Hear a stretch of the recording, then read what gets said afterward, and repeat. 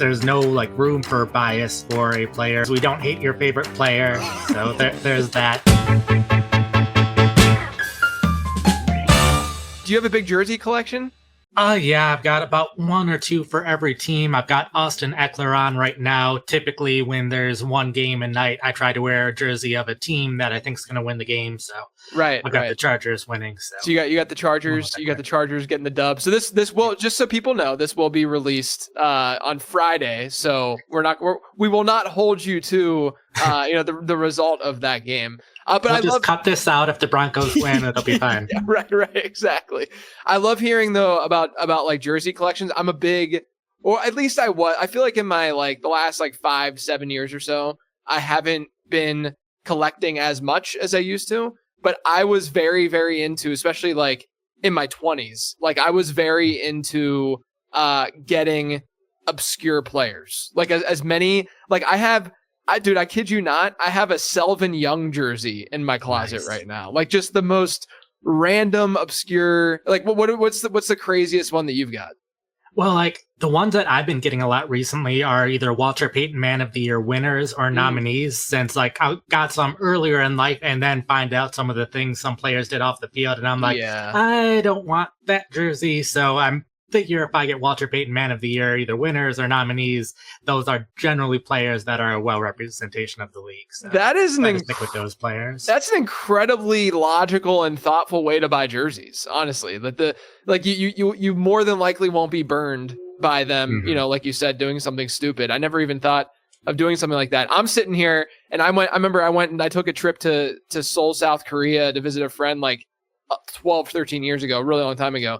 And I'm sitting there and I'm like, oh man, I'm going to that's where I got Selvin Young. I got a Dwayne Bowe jersey there, you know, like I got an it was Archie Manning, Dwayne Bowe, and Selvin Young was my haul from South Korea when I went on that trip. Just the most wild. I think another random one I have is a Jeff Blake Bengals jersey. So yeah, that's like a last era, or 2 eras ago, basically, player there.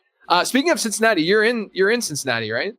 Yep, I'm in Cincinnati. Once Chris Collinsworth bought Pro Football Focus, they wanted me to move, so I've been in Cincinnati for about a decade now. Yeah, I was there. I think when I left was about when you guys all started migrating and moving there, because I was there for about 4 years, and I lived in Covington, so I was right there, right across the river. So I know the city well. I always struggled with it because I'm from born and raised Pittsburgh. I live in Charlotte now, but born and raised Pittsburgh, and I always.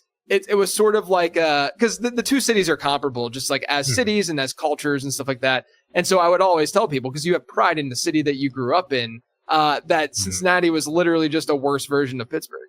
That's the best way to describe what Cincinnati's like.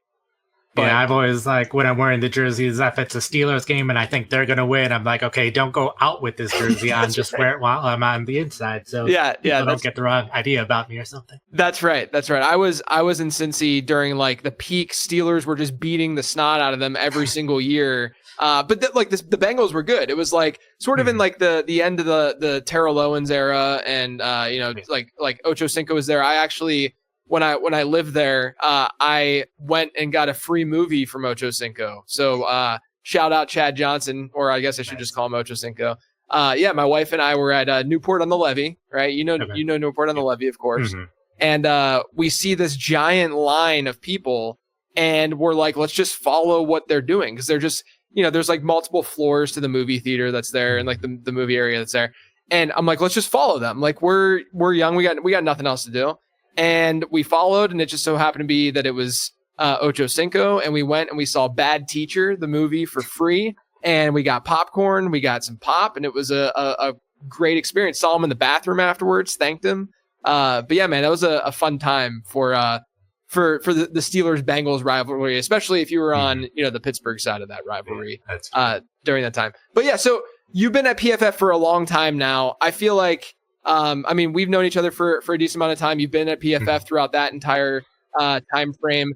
I want to ask you though, like where this all started for you. Where did you? And I do this with every guest because I think it's important to sort of have that groundwork foundation. But where did you get the love for football, the love for fantasy football? Was it always there, or was it? I saw that you have a background. You have a degree in actuarial science. Yeah. So like obviously there's this like love for math in you. So is that sort of what was the driver for you? Yeah, it was the math and stats. Grew up in Wisconsin at the peak of the Mike Holmgren era when they won that Super Bowl, so that was part of it. Got invited to a fantasy football league in 1999 when I was in middle school. So enjoyed that league. I ended up, that was the first year that I watched the NFL draft. So ended up with Torrey Holt, Edgerrin James, Marshall Faulk was traded right before the draft. So I'm like, okay, I know who these players are.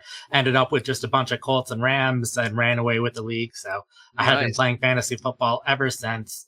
Then get to about college age. I thought I was going to get into like coaching and teaching, and then made the switch to actuary science because around that time, like Pro Football Reference had a blog on their site at the time. Football Outsiders was just getting started. Brian Burke, who's at ESPN now, had his own site. So I'm like, I want to do this kind of stuff. So 2009, volunteered at Football Outsiders as a game charter, and then realized like if I want to do any of this stuff, I need play-by-play data since that's what they're all using. Yeah. So that's how I found Pro Football Focus. And at the time, like everything was free. They had the player participation who was on the field on every single play. Like that was available for free back in 2009. So I'm like, okay, this is really cool stuff. And then 2010, they put it all behind a paywall, had an article about why they were making the change. And at the bottom of that said that they were looking for volunteers. If you volunteer, you get access to it. And as a college kid with no money, I couldn't afford PFF back then. I volunteered, and that's actually like how a number of people got involved in the early days too. Steve Palazzolo, similar thing when he was minor league pitcher and wanted the data, and then it was behind the paywall. But 2010, first year was doing player participation, who's on the field, where they lined up, what they did on the play. Did that for a number of years. When I joined, it was the same month that Mike Clay joined PFF. He started the fantasy department at the company. So in 2011, when I was trying to do as much as I can to get involved with the company to justify eventually getting a full-time role, I asked if I could get involved with the fantasy side, and Mike was happy to get me involved. So that was kind of my start into the professional fantasy life. Was doing special teams projections for a couple of years there. Had an article on defense utilization that came out like in the middle of the week, and the players who were seeing more or less playing time since by like 2011, 2012. I was doing the player participation for roughly 7 or 8 games a week. So that was half the league every single week that I was charting who everyone was and what the rotations looked like. So you do that for enough games for a team, you get to learn all the patterns just naturally, because the better you can anticipate who's on the field, the faster you can get everything done. From there, eventually 2015, I started to get more important in other parts of the company, so I had to tone back the fantasy work. But a couple years later, I was able to tone back some of that work a little bit. Started just doing fantasy rankings again for fun, did Fantasy Pros ranking accuracy competition. Finished 18th when I wasn't doing anything else fantasy related. So we decided to get my rankings back on the site, then finished 3rd the following year. And then that year, Jeff Radcliffe left the company. Scott Barrett also left PFF. So we needed new fantasy analysts. So I was asked to get more involved with the fantasy side again. So the past 5 or so years have split my time off season doing software development for PFF, and then in season doing all the fantasy work that I've been doing. I feel like people don't know that you're doing the software development stuff on the side, or not on the side, but as you know, during the off season, I should say, as like a split job. I mean, was that something that you just naturally like learned just because you're smart and you're good at like doing that kind of stuff, or is it something that you were schooled in and you got your training that way? Yeah, so like you said, I got my degree in actuary science, so I had a lot of the statistics background. Yeah. And then like part of my time where I was getting more involved with other stuff at PFF that involved starting our research development team. So I needed to be able to like do things with this huge database of data that we had. So I had to learn SQL, I had to learn R and those kind of things in order to best use the data. So I started spending more and more time with our software development team. And that was a whole bunch of people who were trained up in software development. knew not very much about football. I knew all the football knowledge, not as much about software development. So it seemed like a good fit to get me more involved there so that I could do things that it's harder for them to do, whether it's like understanding pass concepts, blitzes, those kind of things where we need this intense definition for what we call something. And I inherently know more about it and what other people are talking about. So that's crazy. I mean, that, like, props to you. That's honestly incredible that you had the drive and also the ability, to do that and wear so many hats. And you're still wearing so many hats in what you're doing, to the point where, like, I know that people probably only see the surface level, which is the case for a lot of us as fantasy analysts. It's not like everyone's just listening to our podcast or like really diving into our content. The truth is that people just see what we are on like social media, on Twitter or Blue Sky or whatever. And they're like, oh, I know you because you're the one who is tweeting about snaps in the middle of the game. And I'm really interested in that. And you're great at that. But like, there's just so much more to it, to the point where I don't think people even realize this stuff, that you're, doing a lot of that stuff in the back end. But you're also, I mean, look, I use PFF religiously. I think it's an unbelievable resource for nerds like myself who's trying to, do analysis. And, obviously I cite PFF every single time I reference PFF and reference the data, because that's also unbelievably important to me. But, I go whenever I log into PFF, like on a Monday morning or something like that, and I get some of the stuff for like the data dump from PFF that I do on Twitter and whatnot.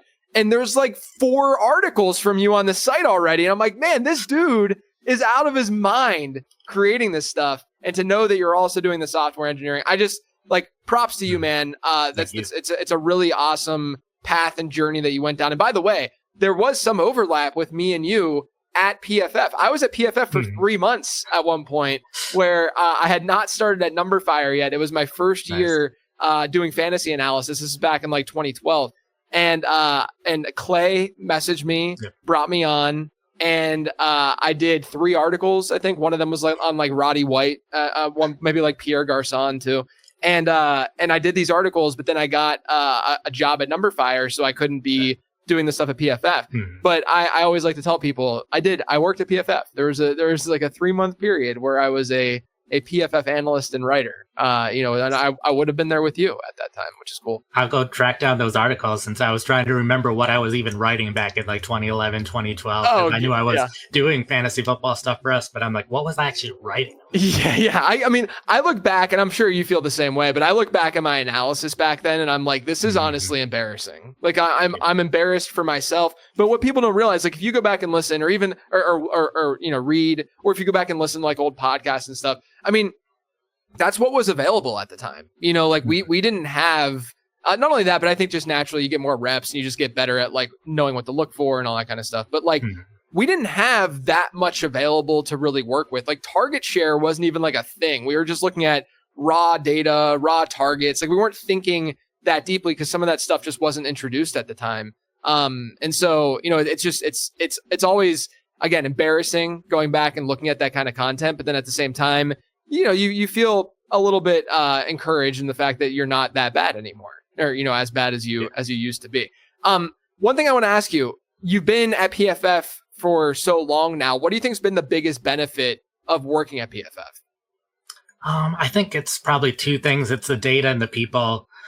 Data wise, like we have our premium stats that people have access to, and that's all data summed up either on the game level or on the season level. But I have access to everything on a play-by-play level of nearly, I think, 19 years of data, 10 plus years of college data right now, even like UFL data, Canadian Football League data, all that stuff too. So that's fun stuff I did on software development side, is like all these other spring leagues that popped up every single year. Oh my gosh, yeah.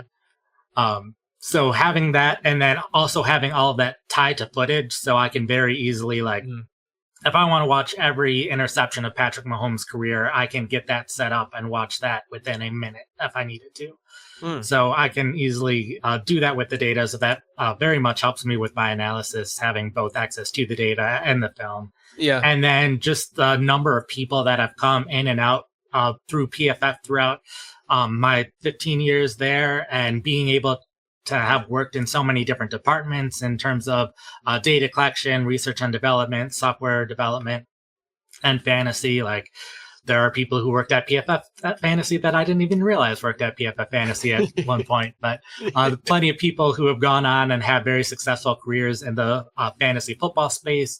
A number of people who are offensive coordinators in the NFL right now. Right. Multiple people in analytics departments throughout the NFL. A number of people who like worked in the NFL for a number of years and then came back and worked at PFF for like the end of their careers. So guys like Mike Stober, who was the director of football systems for the Jaguars for a decade. Michael Ayers, who was the director of research for both the Vikings and the Packers for like 30 years. So being able to have worked with so many people and even like people that others haven't heard of, but that have worked more closely with the NFL. So like any question that I have about anything football related, fantasy related, there's been people that I can ask and get expert opinions on right away. Yeah, that's super cool. It's a great resource to have. Another thing I wanted to ask you about PFF is even I, as someone who doesn't work for PFF, but like just respects the work that you guys do, loves the data suite, all of that. I even get frustrated looking at what people are constantly saying about PFF. So one of the things I want to ask you from your perspective, having been there for so long, what's one of the things that you think that people just seem to misrepresent? I mean, I know people are going to just get tilted and just start screaming on the internet because that's what people do. But what are the things that, like, while they're screaming, they might just not be understanding at all about how PFF works and operates? I guess one of the first things is we don't hate your favorite player. So there's that. When we're collecting data and everything, we have several people who are working on each game. So like there's probably 20 or so people that touch each game at this point in the various data collection processes. So there's not like a consistent, this is the person who works on the Browns game, this is the person that works on the Chargers game. It's all, everyone works on all different stuff. And yeah.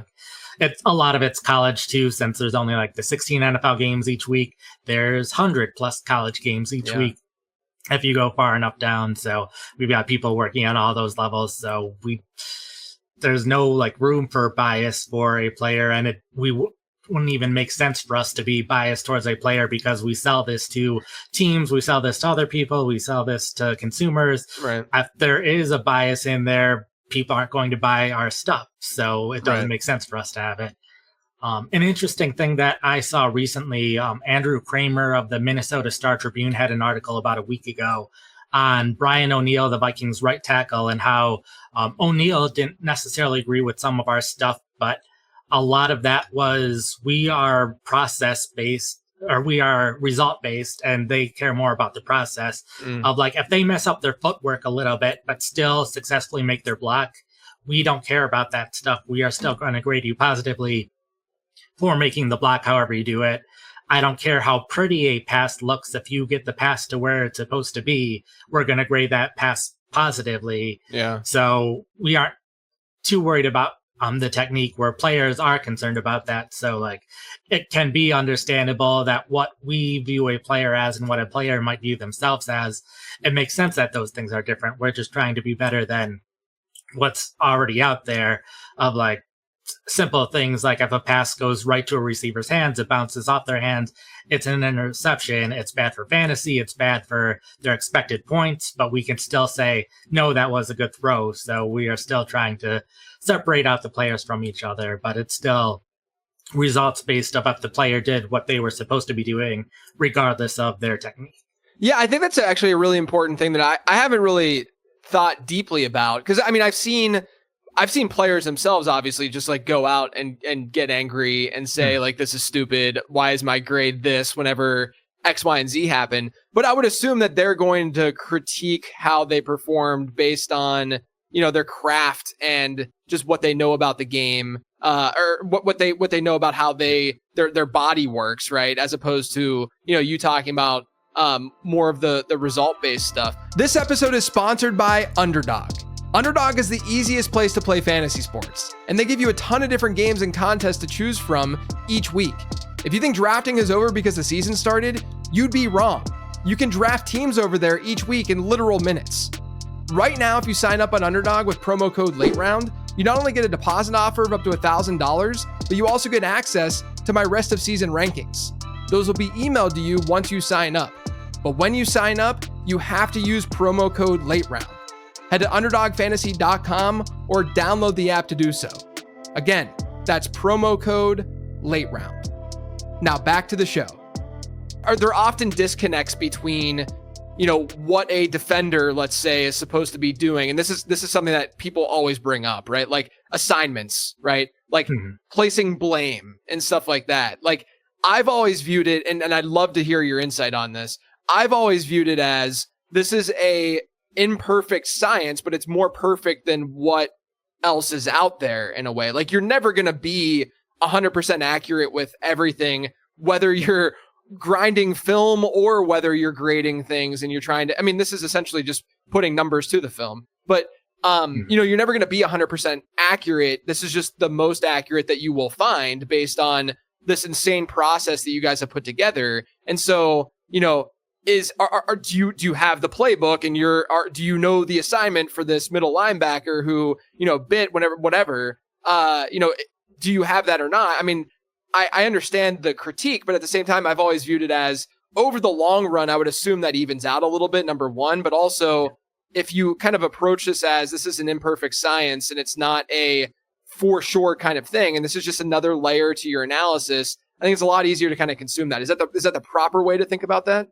Oh, yeah. Like, I think sometimes with like an offensive line or what the defense is doing, it's pretty obvious what they should be doing based on what everyone else is doing. Since like whole point of the defense, if you're like doing on a run play, every defender is supposed to cover a certain gap, or if it's two gaps, but they're not going to have two defenders trying to get the same area and one area that no one's supposed to defend. Everyone's supposed to defend somewhere. So as long as it's just one person who's not doing what they're supposed to, you're able to figure out that that's the player who's out of position. Sure. Yeah. There will always be things like with routes, how there's like option routes. I don't know what options you had as a possibility. I just know you did a good job on your play based on whether it was designed for you to run that route or you made the decision based on what the coaches allow you to do in your system to run that route based on what the player saw. So I don't know if it's the coach called a good play or if the players made a good decision.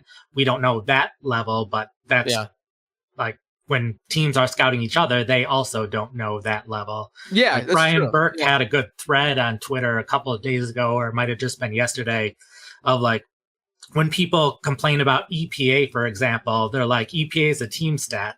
But it's like everything else before that is also a team stat. Passing yards is a team stat. Passing touchdowns is a team stat. You need the offensive line to block well in order for the quarterback to throw well to throw a touchdown. So, like, I think when people start thinking of advanced analytics and like the more complex numbers that you might not know exactly how that number is come up with, you start trying to find the imperfections in it and trust the numbers that are easier to understand, but that doesn't necessarily mean the numbers that are easier to understand are the better numbers for evaluation. Yeah, that's a really great point, a great segue into another thing I want to ask you just about like metrics and data and pieces of data that you found, being such a math heavy and mathematical minded person, pieces of data that you found to be, helpful within the fantasy football world that maybe the community doesn't pay enough attention to. But before I sort of get to that, I think it's really important that people understand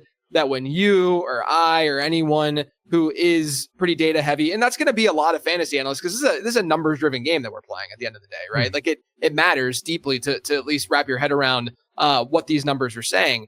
I think that it needs to be like understood in general that every single metric is going to be team based in some way, to the point of like a very popular and go-to and predictive metric is yards per route run, which you guys have been measuring for a really long time. But yards per route run at wide receiver, it's predictive, it's good, it gives you a little bit of a different feel than like something as ridiculous as like yards per target or something like that. I mean, this is a much more real representation of player performance than what you'll find from yards per reception, which is more of like an ADOT thing than anything else, right?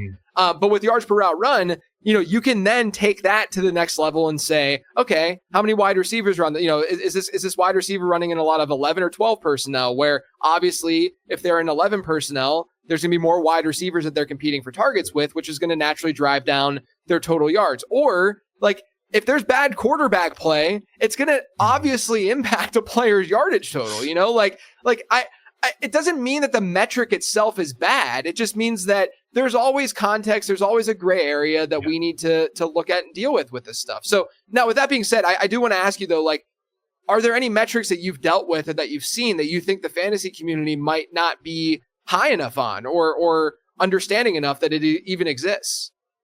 Yeah. First, since you brought up yards per route run, I'll mention I was the first one to write about yards per route run in 2011. Well, thank you for your service because I use it all the time. That's nice. But one thing that I did want to talk about here is preseason utilization, since even though I have that math background, having so many reps of watching every player on every play and learning the patterns of the players, that's how I got into like tweeting about snap counts.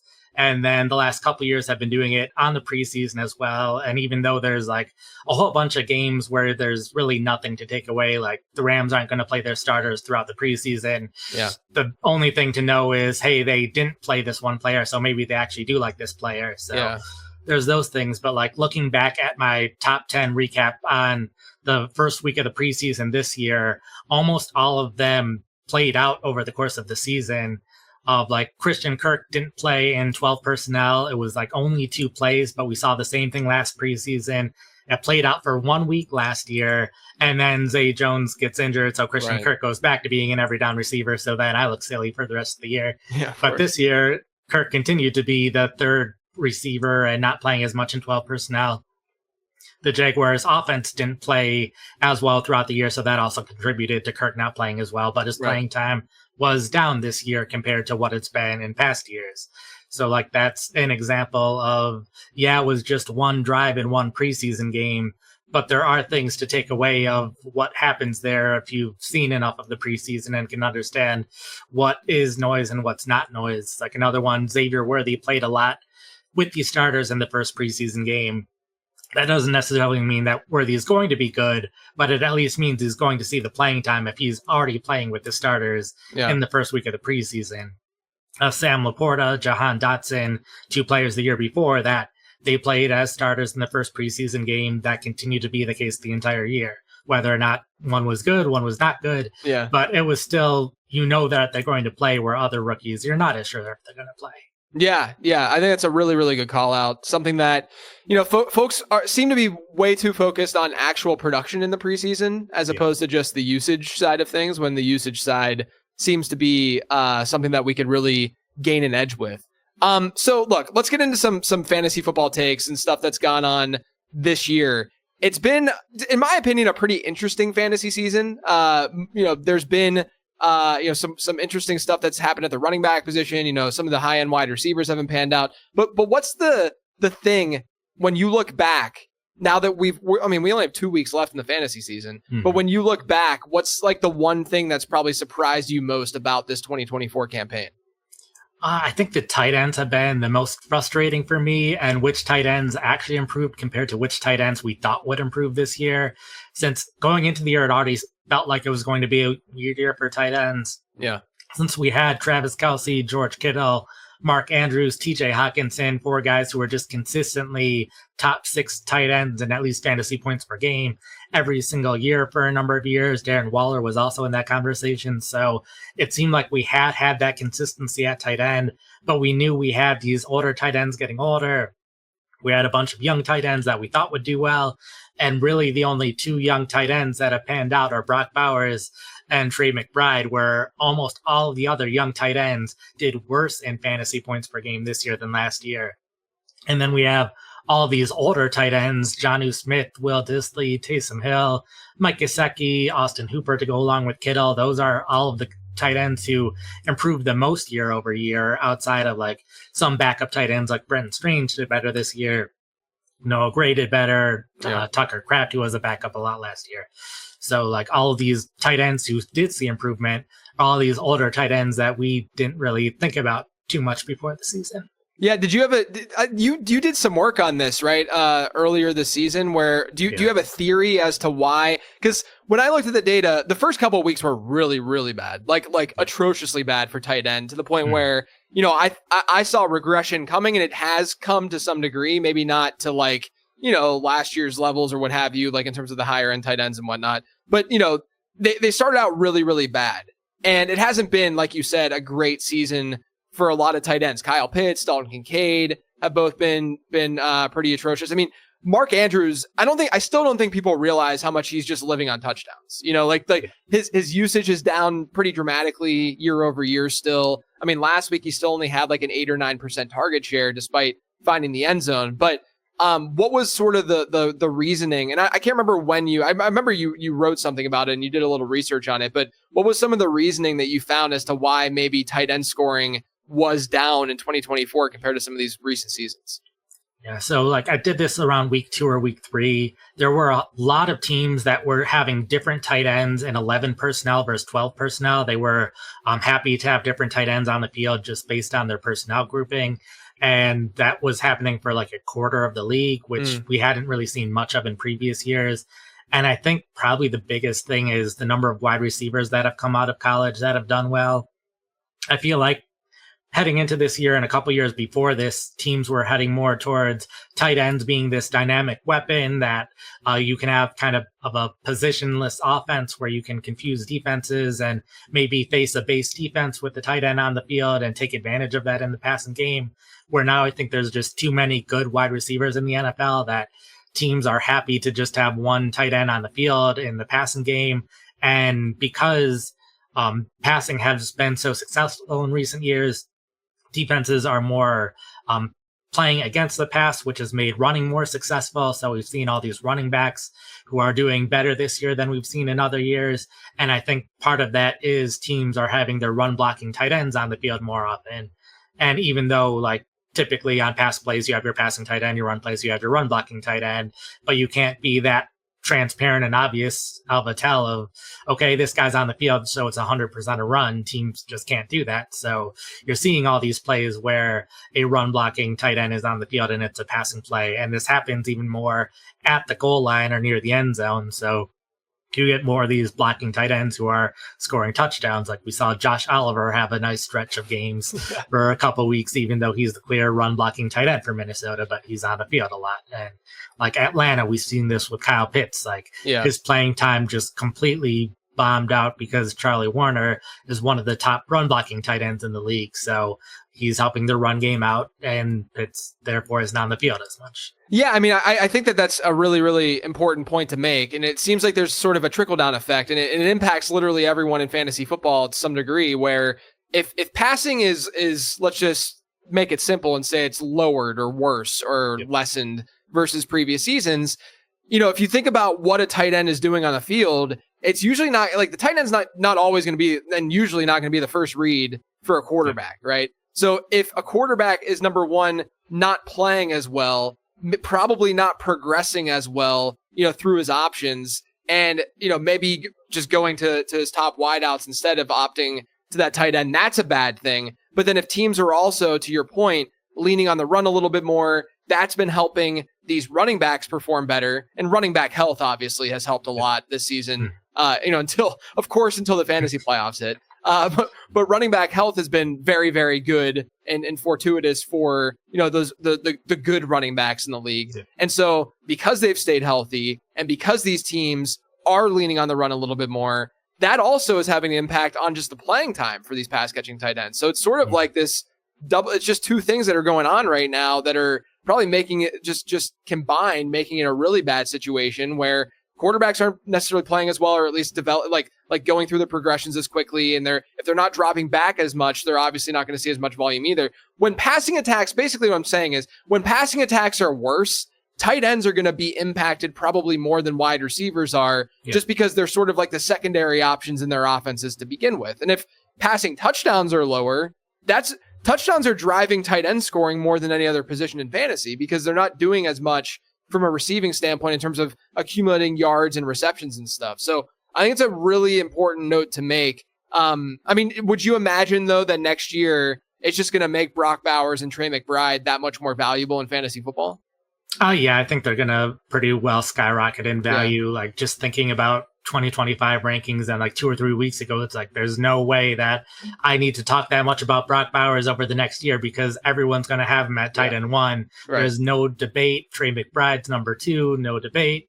Like, unless the Raiders somehow find a way to get worse at quarterback over the offseason, which that's not going to happen. So it's like those are the top 2 George Kittles in that conversation, but George Kittle's again getting a year older, and we've seen like George Kittle, Dallas Goedert have kind of been on the opposite ends of the 49ers wide receivers haven't done as well as we expected. So Kittle has been a bigger part of that offense. And then Dallas Goedert, we saw him have huge weeks when A.J. Brown, Devontae Smith were injured or not doing well. Once everyone's healthy, that's been the nice thing about the Eagles offense in general is like anytime someone's injured, it's not like the backup's getting a lot more balls. It's those balls are going to the star players more. So that's exactly. Yeah, there hasn't been any Johnny Wilson breakout that's happened this year with all those injuries. Yeah, I mean, I think that I would agree, especially with like a Kittle or something. You know, he's run pretty well in terms of just things that have gone favorably for his situation in fantasy this year, right? You get CMC being out for the first chunk of the season, then he only plays a few games.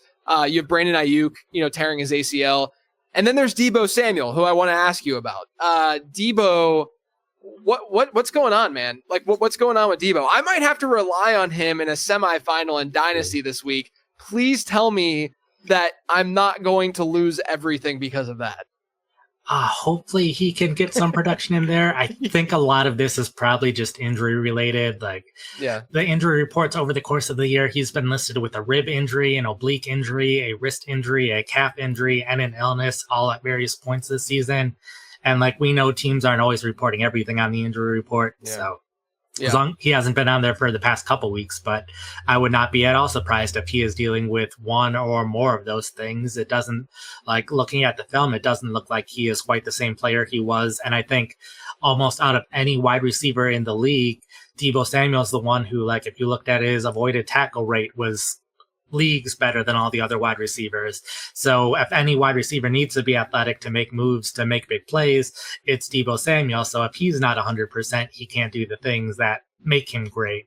So I think that's probably been the biggest part of him this year. That's a great point. It's not like this is a DeAndre Hopkins type situation where, he's always just kind of used his natural abilities as a route runner and as a wide receiver to be able to separate, and not in his case, not even like massively separate, right? Mm-hmm. Whereas Deebo needs that body and needs it to be healthy more than likely in order to really fully be the kind of player that we know that he can be. That's a great point. And I think Kyle Shanahan echoed it too in a press conference this week talking about Deebo, where he's just gone through a lot this season. Yep. And, we don't know. I think this is one of the harder parts of being a fantasy analyst. Not that I'm complaining that we're fantasy analysts, but, I do think that it's difficult sometimes to just know exactly how a player is feeling, both physically and mentally.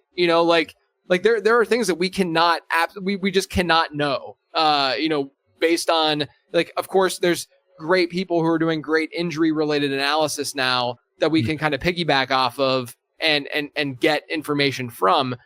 But even they are doing at least some guesswork. It's not like they're sitting in team meetings and talking to team doctors to know, exactly what's going on with these players. So I think it might be as simple, like you're saying, as Deebo being, banged up. And that's a big reason why. The Browns offense is now not going to have Jameis Winston.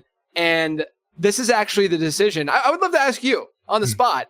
I have, in that same dynasty league, I have Jerry Jeudy versus Deebo Samuel. And I am scared out of my mind to use Jerry Jeudy for obvious reasons, but are you seeing something different? And I also have Jerome Ford on that team. But are you seeing something different, or are you as nervous as I am about this Browns offense moving forward without Jameis Winston?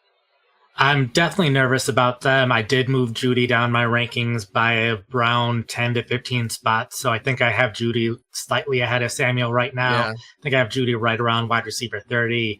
It's just like with Thompson-Robinson, the 3 games we saw him start last year, he was averaging 140 yards per start, where Winston was averaging 290 yards per start. So that's like ridiculous numbers. If I'm projecting either quarterback as the starter, I'm projecting Thomas-Robinson to have more than 140 yards. I'm projecting Winston to have less than 290 yards, but that means a pretty big decrease for Judy, at least compared to what we've seen. But at least he's been the clear number one wide receiver for a while now. Not even sure if Cedric Tillman will be back this game, so hopefully eventually he gets better from his concussion. But so expect you to be the top receiver. I did think Ford probably moves up a little bit for me, though. Have him right at the borderline of running back 2, running back 3. But Winston, he makes his big plays down the field. He does not check down to the running back very often. Where Thompson-Robinson, it's a small 3-game sample size that we've seen him as a starter last year, but he was throwing to Ford roughly twice as much as Winston had been throwing to Ford. So I think Ford, along with his increase in snaps that we expect with Nick Chubb out, the increase in carries, which might not be too much considering who they're playing, but and the offenses that they're playing and how many points they'll be putting up. But expect Ford to be at least more involved in the passing game than I was before with Winston. Yeah, I like that call. There were I wish I knew who had posted it, but someone put it on the Late Round Fantasy Football Discord today, talking about and showing a chart of quarterbacks and how frequently they dump the ball off. Essentially, check down merchants was the phrasing that the person used. I wish I knew who had posted it. I'm sorry for not citing. But there were two guys that were in the lower corner of this chart, as in they just don't check down at all. One of them, Anthony Richardson, of course, who has just completely destroyed Jonathan Taylor's fantasy value. And then the other one was Jameis Winston, for the reasons that you were talking about. I mean, I think to some degree personnel is probably playing some role there, but at the same time, we know that Winston has that sort of just down the field mentality, and he has, that to me, like, I can't think of a quarterback who has had a bigger perception difference between real life and fantasy. Like Jameis Winston, for the fantasy community is like, oh, why are they doing this? Guys, the Browns offense has been like bad from like an EPA perspective and just like on a per play basis because of the turnovers and the bad plays that they're making. Just because he's making these splash plays and throwing the ball down the field, it's good for fantasy. It's what we want for fantasy. But at the same time, he's not been, a great real life quarterback. I felt similarly to like Joe Flacco last year, where he was playing better than what Jameis has been playing. But even like going into the playoffs, folks were like pretty into Flacco, and I'm sitting here, I'm like, I get it from an accumulation standpoint, and we're all looking for those numbers to be posted because we care about fantasy so much, but from a real life perspective, it really hasn't been there to the degree that people probably would think. Not to say that Deshaun Watson is a better alternative for them, in Cleveland, but I do think it's at least something to keep in mind as you get frustrated with Kevin Stefanski because he ruined your fantasy team in the semifinals. Yeah. Steelers did the same thing with Justin Fields. It was like Justin Fields is playing better than he had been in the past, right? And I really want him for my fantasy team, but I understand. Yeah, right. Exactly. And look, that's what as Mike Tomlin says, that's why he's well compensated, because he knows he knows to make the switch in those instances. Another quarterback switch that we're getting this week is Kirk Cousins to Michael Penix. What are your thoughts on that and how that might impact from a fantasy perspective the weapons there? I ended up not really changing the rankings for any of the players. I feel like what we've been seeing out of Kirk Cousins recently, which hasn't been great, I think it's been a little overstated how bad it's been. I think it's been a little bit better, like still not the level we expect out of Kirk Cousins. But I think what the average expectation for Penix would be roughly the same. I think it adds a bit more variance. Penix could be so much better than Kirk Cousins, and that helps everyone. He could be worse, and that hurts the wide receivers. We've seen both situations play out plenty this year, like the Giants benching Daniel Jones. It made everything worse in the offense. They just knew they wanted to move on from Jones, where we've seen other times where a quarterback gets benched, the backup's better. That helps everyone. But I think generally average expectation is roughly the same, like still trusting Bijan Robinson fine, still starting Drake London, still hopefully not starting Kyle Pitts. And I think an interesting thing with the Falcons, though, is a lot of times when a backup quarterback comes in, there tends to be like this fourth wide receiver on the depth chart who starts doing better, or a second tight end. We saw that play out last week with Mason Rudolph. In the fourth quarter, it was like the backup tight end who started, Josh Wiley started catching passes. The Falcons don't rotate their players enough for that to happen. Yeah. They keep their 3 wide receivers on the field. Every other team in the league has at least 4 wide receivers with at least 70 routes. The Falcons are the only team that doesn't. Interesting. And the Falcons, similarly, like 29 teams have at least 2 tight ends with 90 routes. Falcons, one of the 3 that don't. And it's clear, here's the receiving tight end, here's the blocking tight ends. So I don't think there is really anyone who's going to see an increase in target because he's on the field. Like maybe there's a chance he got more work with Ray McLeod or something like that during practice, but they use so much 11 personnel that I'd expect Ray McLeod to be playing with the starters throughout practice. Yeah. I'm in the same boat where I didn't really change things up because Kirk Cousins has just been playing so horribly over the last, month and a half or so or month. When it comes to Penix, and by the way, I got to shout out FTN was where the chart was from, just so I can get that out there.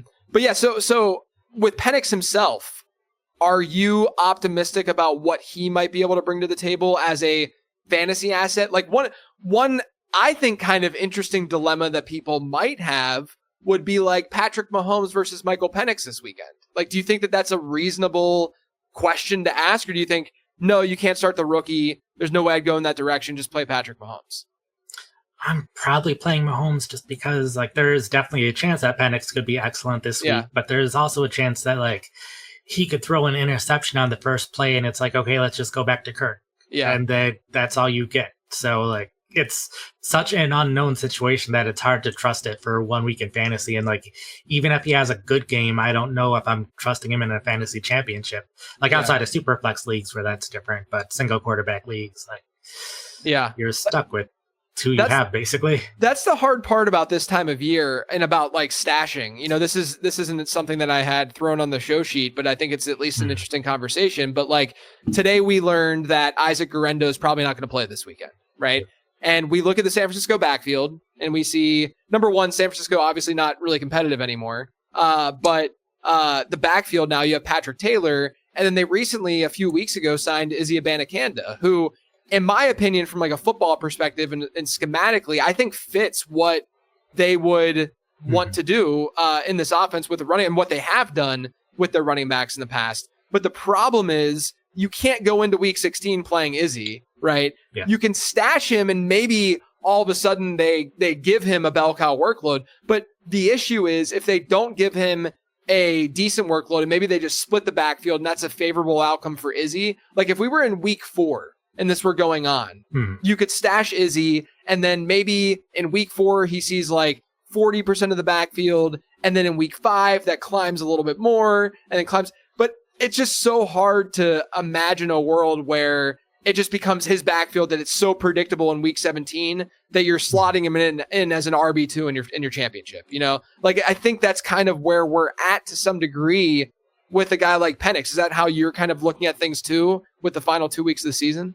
Yeah, like even the 49ers won that specific situation. They played the Lions next week. So, and like they trust Kyle Juszczyk as their passing running back on third down. So if they're passing a lot, it's going to be Kyle Juszczyk on the field, regardless of which of those other running backs gets those early snaps. So even if someone does have a really good week this week, still probably not trusting them next week. But I think it's a similar thing where it's just like, we've never seen them before.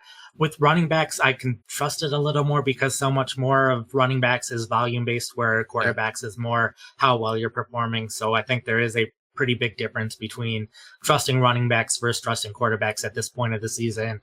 And I think the 49ers are also unique in, like, this is their 5th running back and 6th running back.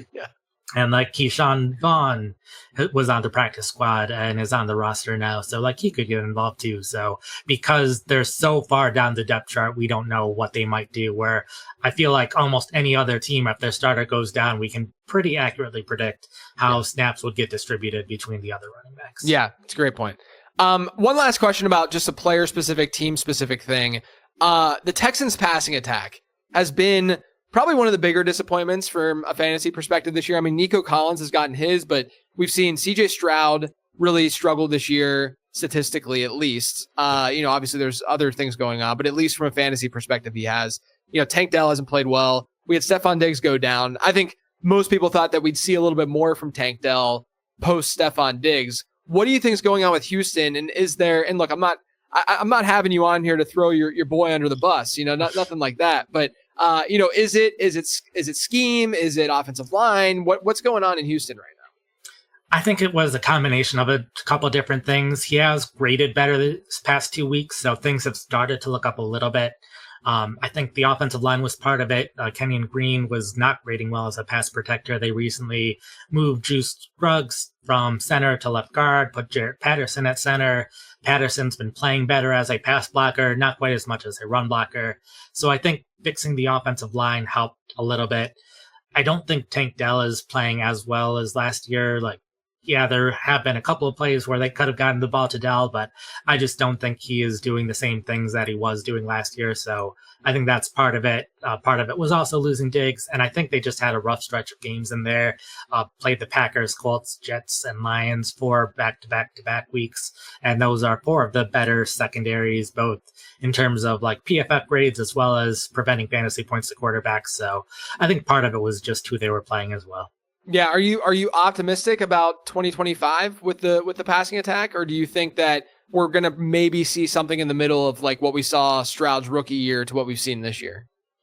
I think it should get better. We've seen other players in a sophomore slump and then rebound from that. Yeah. Sam Laporta is another example of he was excellent in his rookie year and hasn't done as much this year. And there just looks like everything is just slightly off from what you expect. So I think part of it could just be defenses seeing what the quarterback did last year, or is able to start game planning for it better, because we see all the time someone makes their first start, there's no film on them, they do really well immediately, and then fall off a little bit after that, which we might see out of Penix this week. So but the problem is if we see it out of Penix, then people will want to play him next week, and then all of a sudden that's when the disaster happens. Before I let you go, is there a player out there, whether on waivers, whether even rostered, just a player in general who you think could surprise us over the next 2 weeks and maybe be a league-winning type guy? I'm going to go with Romeo Doubs. He's been someone I've talked about on the waivers, it seems like every single week, because people just aren't picking him up. But when he's starting, basically since he was suspended for that 1 week, he's been playing relatively well. He just had that 2-touchdown game this past week. 2 good opponents for wide receivers, the Saints and Vikings upcoming. He's consistently been the lead Packer in terms of routes run and offensive playing time in general. So I think Doubs is someone who can have some pretty good weeks, and just depending on your league size and structure, if you're in a league that starts 3 wide receivers, I think Doubs is someone who can be in fantasy starting lineups these next 2 weeks. Yeah, that's a great call out. I think it's nice that we finally sort of have a more locked in rotation with the Packers, a more predictable one where we had some injuries earlier in the season, and Christian Watson at times was straight up splitting with Dontavian Wicks, and now we're finally seeing him just be that dude, and Wicks just playing the fourth role in that offense, and kind of being, and then obviously Jaden Reed. People get upset about Jaden Reed, but his role has been consistently the same. This is what he did last year too, out of the slot, and then you just have the consistent staple in Romeo Doubs. So I like that shout out a lot. He's been someone that I've talked about on the show quite a bit this year because his percent roster number just is consistently way too low, it seems like. Yeah. So I like that. And just to go back to earlier about preseason data, this is what Jaden Reed did in his first week in his first preseason game. Wrote about it after 2 drives of okay, this is how he's going to be used in the Packers offense. And they have not changed it in 2 years. Yeah. I mean, look, he's a dynamic player and amazing with the ball in his hands, probably the most talented wide receiver on that team. But if you're a slot guy and you're not going to be running out, especially since they've gotten more run heavy. That's the other thing that's really hurt him, is that when you're going to be a run heavy team like that, you're probably not going to run as much 11. And so if that's the case, then you're going to see less Jaden Reed on the field. And we've seen that kind of play out, over the last couple of months. Man, this was great. It was great catching up and talking to you. Thank you so much for joining. Can you let everyone know where they can find you and all your work and what you're working on? Sure. So you can find everything at Pro Football Focus. Social media I'm most active on now is Blue Sky, so at PFF Nate Jahnke there. It's winding down right now in the season. My probably biggest articles are the recap articles that are still going. So while the games are going on, if you're not familiar, I am writing about the games for the night games that go on. The article goes out immediately after the game for Sundays. It's within an hour or 2 of the game ending, since I have to do all of the games.